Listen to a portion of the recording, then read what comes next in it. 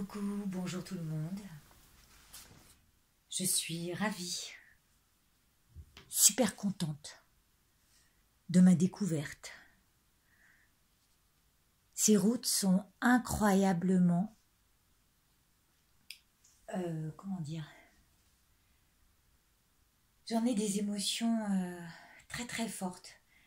Et vous l'amenez ici, vous présentez ce chariot, c'est comme un trésor de grand mérite qui nous est livré ici. Et je vais vous l'amener comme à mon habitude, par une petite histoire. C'est aussi vous amener à renoncer à une vision ordinaire de ce que l'on peut voir du chariot habituellement. Et je dirais, qui monte dans ma chariote découvre un autre mode, un autre monde. Une méthode faite de mais, sûrement, mais aussi d'étoffes à nous couvrir pour accéder à d'autres plans.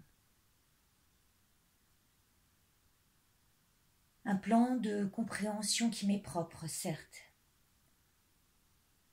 parce que je n'ai de référence en matière de tarot de Marseille que celle que j'en découvre dès lors. Et c'est de l'or en barre que je ramène avec cette chariote. Quand certains pensent « Allez, arrête de nous charrier, d'où tu nous sors ça? D'où tu viens, toi ?» Comme les visiteurs, lesquels à coups de masse découvrent un nouvel outil. Je suis emballée et je me laisse emporter par la force de cet arcane et de ce qu'elle véhicule. La force, ici. Véhicule? Vous avez dit véhicule. Oui. Oui. Ça avance de deux forces matrices, et contraires parfois, à se diviser, mais pour conclure, à s'y retrouver sur un seul socle, une seule assise, apte à l'esprit qui se laisse mener. Alors accrochez-vous. Les rênes, on les a, on les détient tous, mais elles sont invisibles. Faites de force de l'ombre et d'éclats de lumière, de penchants lunaires au rythme de nos réveils solaires. Voilés par nos songes et nos espoirs qui trônent, livrés sur les épaules du conquérant. Oui, c'est un conquérant en quête. Il mène son enquête. Et moi, je vais vous parler d'Atisha. Atisha, je vous le montrerai à la fin sur un tableau, c'est un conquérant. Il a été envoyé par Bouddha pour délivrer la sagesse des enseignements et le miracle que cela peut produire. Il est transporté par 300 chevaliers, d'où l'idée de ces chevaux ici fougueux, mais sur une seule selle, une seule. Il passe 9 étapes jusqu'à arriver à l'illumination. Et c'est ça qu'il doit amener à faire découvrir au peuple du Tibet. qui à l'époque avait perdu toute foi en les enseignements de Bouddha. Il a dû se manifester ainsi, par miracle, sur le dos de 300 chevaliers assis sur une seule selle, volant à travers les airs. Elle est pas belle l'histoire? Je continue. Donc ça, c'était ce que je vous présenterai à la fin du tableau que j'ai fait. Hein. Je suis pas très douée, mais bon, c'est mon coup de patte. Donc, ce conquérant qui mène son enquête, il nous emmène sur les routes de ce que la vie nous enseigne. Alors, on peut voir sur chaque carte, souvent, un cadre. Ici, vous avez un cadre. Ici, vous en avez un autre. Mais il y a quand même des règles, d'accord? Regardez chaque carte, je vous laisse regarder. Donc, il y a un cadre à tenir. Une discipline à faire régner. Un juste équilibre entre nos opposants intérieurs et nos attirances extérieures. Des regards extérieurs utiles à notre propre compréhension aussi. Les ailes à passer au stade au-dessus, au stade supérieur, dans les plans plus élevés de conscience. Regardez, on peut voir les ailes ici. On les a encore ici.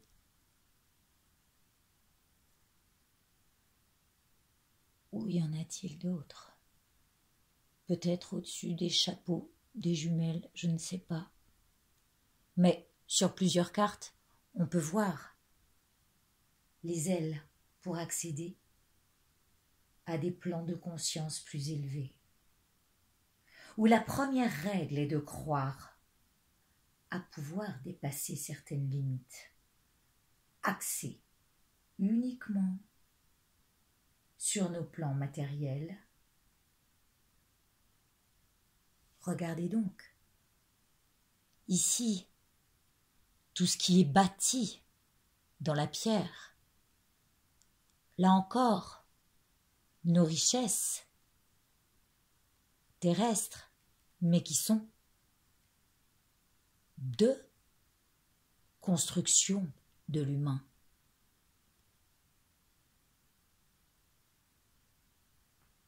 Donc je reviens sur ce que j'ai écrit et ce sur quoi je me suis penchée. Mais en fait, le but est d'unir ces forces contraires, ici, là, qui parfois partent dans des sens opposés. L'unir par la couleur de la chair ici, les unir dans celle-ci, les utiliser à bon escient, parce qu'on en revient toujours à cette précieuse vie humaine, qui a, si elle veut bien voir les choses, qui a les règles, et qui est de croire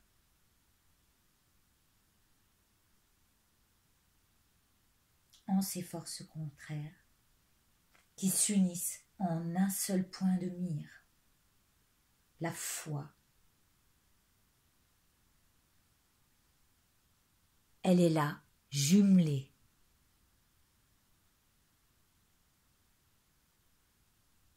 Au plan supérieur qu'est notre parcelle divine. En guerrier conquérant, ici, ce guerrier spirituel, nous sommes faits de quête du divin, drapés de chair. Je l'ai vu sur cette carte ici, où vous voyez, il y a la couleur de la chair. Donc, drapés de chair qui plissent avec le temps. Mais, regardez bien, que l'esprit couronne de sagesse pour les mérites que nous en avons aujourd'hui de celle-ci pour comprendre tout ce que le temps nous amène. Regardez, les couronnes, il est couronné, d'accord? Il a l'esprit couronné de sagesse, s'il sait la voir. Pardon, je perds mes phrases parfois, mais j'y mets vraiment tout mon cœur, parce qu'il y a tant de compréhension dans ces lames.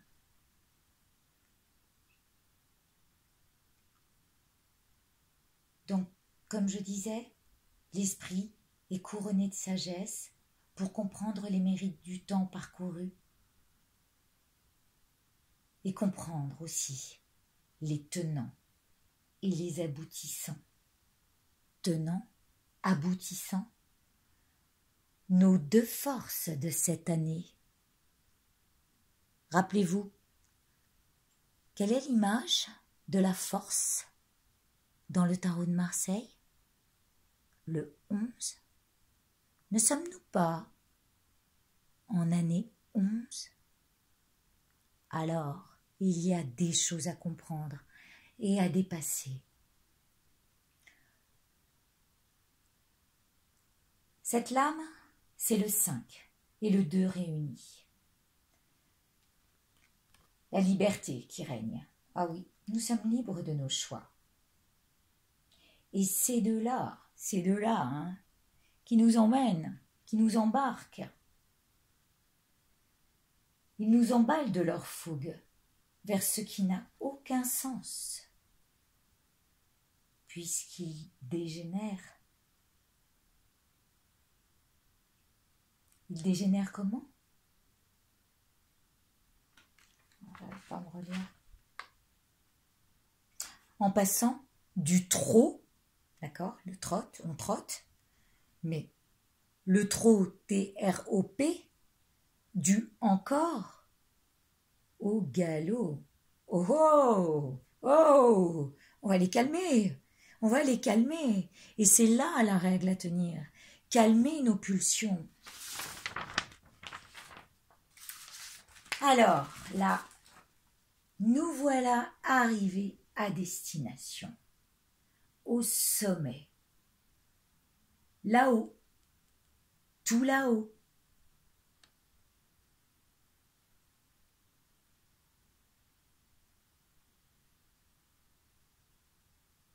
Et on regarde ce qui se passe. On a de quoi stationner quelques instants, à en découvrir l'énorme rapprochement avec les enseignements bouddhistes. Alors voilà, ici on a un véhicule. Imaginons un véhicule avec corps, parole, esprit. D'accord? Qui sont les trois éléments principaux du moteur. Vroom, vroom, vroom, on y va. Et ça roule tout seul lorsqu'on met un peu d'essence. Ciel, ça fonctionne. C'est à la plume du guerrier que je vais débattre ce qu'au vent de mes pensées, le focus en la lanterne d'Atisha, je le rappelle, parce que c'est la lanterne, des 77 aussi, qui m'a bien aidé, et ce que le faucon m'en a ramené.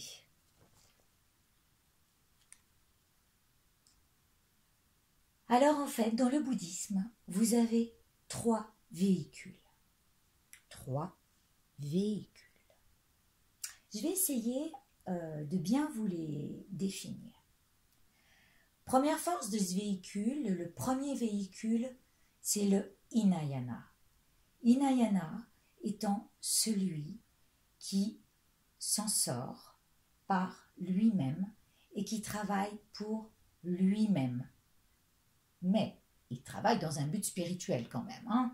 Il n'est pas que noir. Il y a ceux qui travaillent pour eux-mêmes, mais qui n'y pensent même pas. L'esprit ne vient pas se frotter à ce genre de,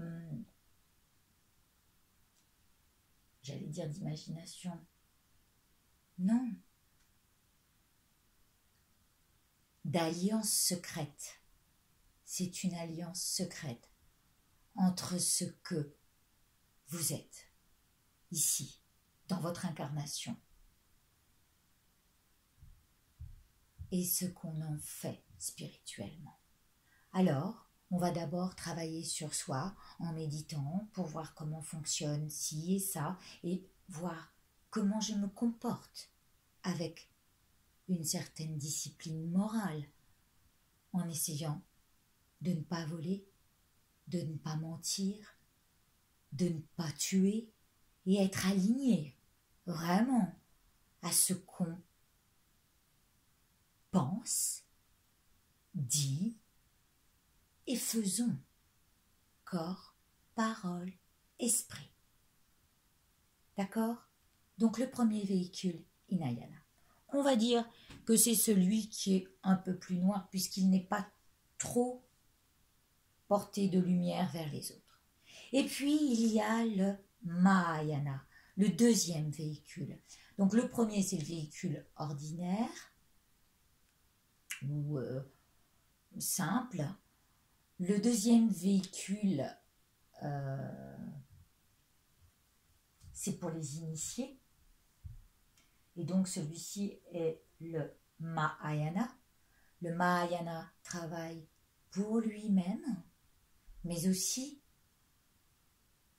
pour les autres, en pensant à chaque fois qu'il travaille, qu'il le fait pour les autres, que sa pratique sert aux autres.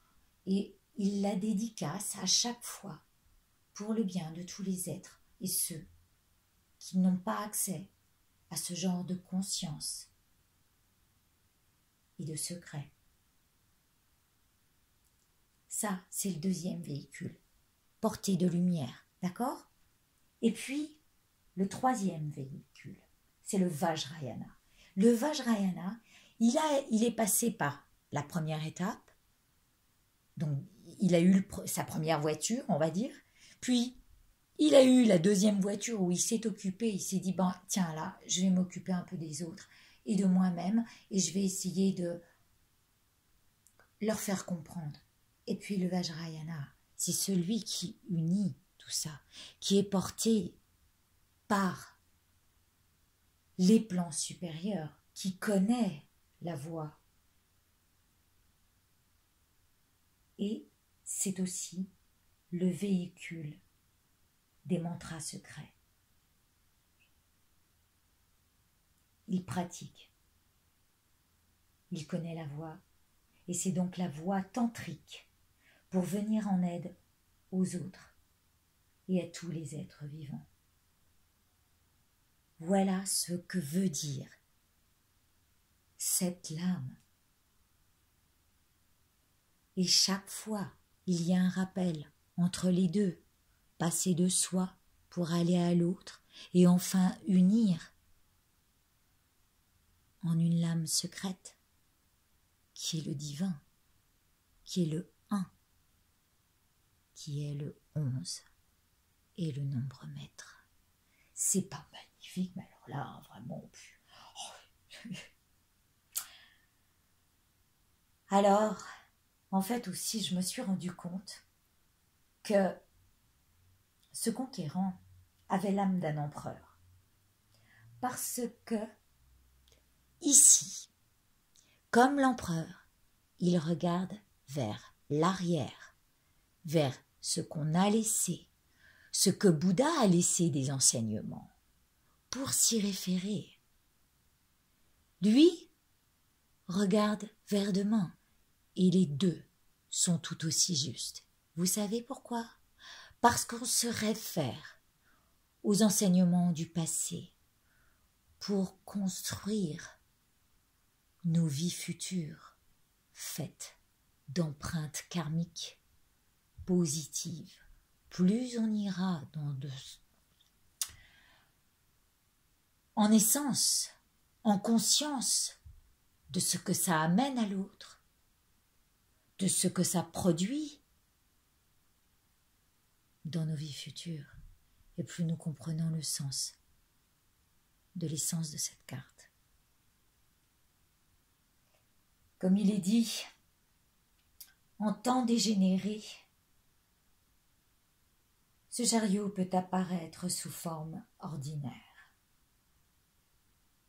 Un véhicule qui nous emmène d'un point à un autre.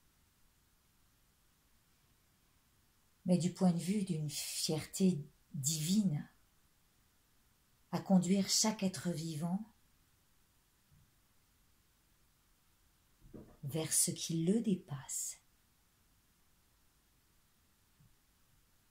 eh bien,